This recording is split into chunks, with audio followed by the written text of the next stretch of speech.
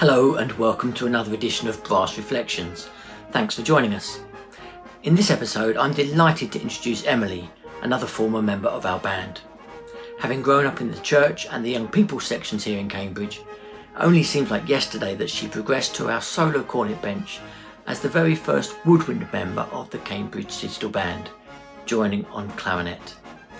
She has since gone on to become a Salvation Army officer and is currently responsible for the Army's ministry in Balham, southwest London.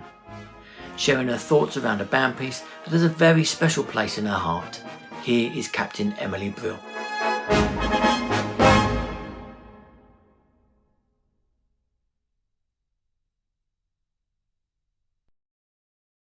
Hello. It'll come as no surprise to many at Cambridge Corps the piece that I've chosen. While I know a lot of people have chosen big marches or pieces that have various tunes within them, mine is actually a hymn arrangement. It's simple, yet powerful. The piece I've chosen is The Lord is Gracious by Darren Bartlett, arranged by Olaf Ritman. I can't remember exactly when Cambridge Band started playing it, but it's got to be at least 12 to 14 years ago, if not more. But the first time I played it, I remember turning to Hannah Roebuck, who was about to get married, and saying that if I ever got married, I wanted to walk down the aisle to this piece. The reason for that was because the piece starts off quite simply, where I could imagine the bridesmaids entering. Then about halfway through, you hear a crescendo where the music gets louder, there's greater harmonies, and the drums begin to play. And at that point, I could picture in my mind a bride entering the church and beginning her walk down the aisle. It took a while before I could use it as I walked down the aisle, but I did in 2018. What I didn't know then, and have only just learnt, is that Olaf Ritman arranged this piece of music to be used on the wedding day of some friends of his. What power music has. It was written for a wedding, and as soon as I heard it, I pictured a wedding. There are, of course, beautiful words behind the beautiful melody. And while if I had a choice between singing a hymn or playing it, I would choose singing. On this occasion, I prefer playing this piece of music. I take my hat off to choirs or soloists who sing this piece, as it takes a lot of breath control, and although it sounds simple, it's really hard to sing. Part of the reason I chose this piece was because it has a special place in my heart from my wedding day, made even more special that Cambridge Band recorded it for me to use on that day. But it also holds a special place because of the words, because of the emotion that you hear throughout the piece. I'll speak more on the words afterwards, but for now, I want to just read them to you before you listen to this piece. The Lord is gracious, abounding in perfect love, and slow to anger, he rules the earth in heaven above. He offers his compassion still to those who trust his name. The Lord is gracious, his mighty works proclaim. I hope you enjoy listening to this piece of music as much as I love hearing it and playing it.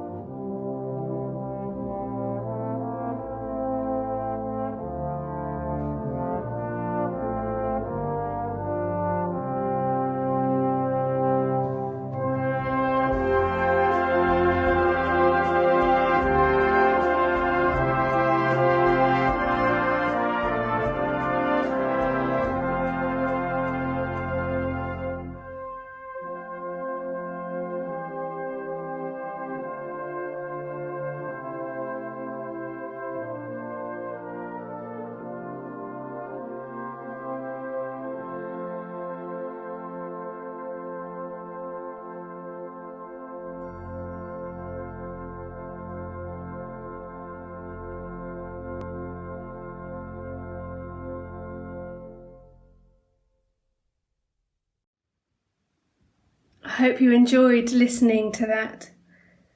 From what I understand, the words of this piece are taken from Psalm 145, verses 8 to 9.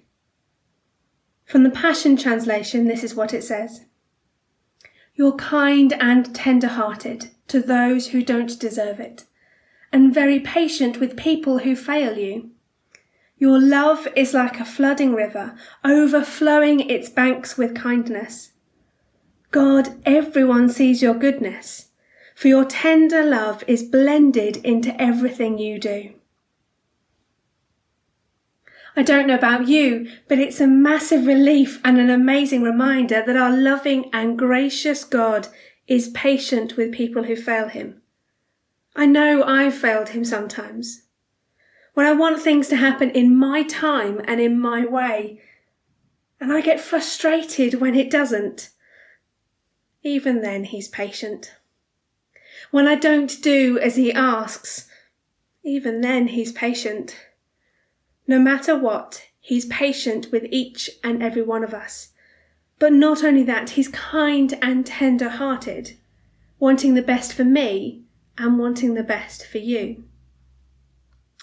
We've seen the devastation in recent weeks of flooding, and my heart goes out to everyone who's lost their homes, their places of safety and security, especially at a time like this during the restrictions that we're living under.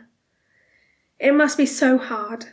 I couldn't begin to imagine what it's like, the water seeping in everywhere, nothing able to hold it back. The flooding in Psalms of God's love is like that. Though it doesn't bring devastation, it causes joy, strength you never knew you had. It's impossible to contain, but then you don't really want to contain it.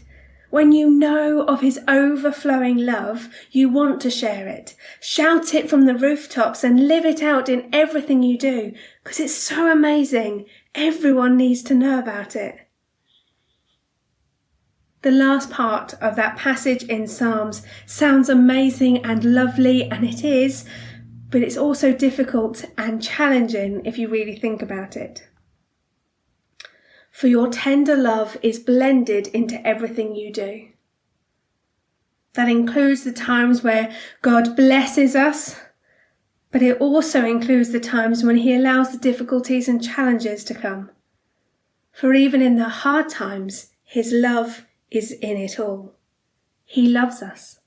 That doesn't mean that he'll make our lives plain sailing, but that means he'll use the challenges we face to make us stronger, to help us to trust him more, to help us to rely on him more, to make us into the person he wants and needs us to be. This piece of music may seem on the surface a simple hymn arrangement, but actually it tells us of the amazing love of God. The love that he has for us no matter what comes our way. This love that we don't deserve, he graciously pours it over us, letting it overflow through all that we do. The Lord is gracious, abounding in perfect love, and slow to anger, he rules the earth in heaven above. He offers his compassion still to those who trust his name.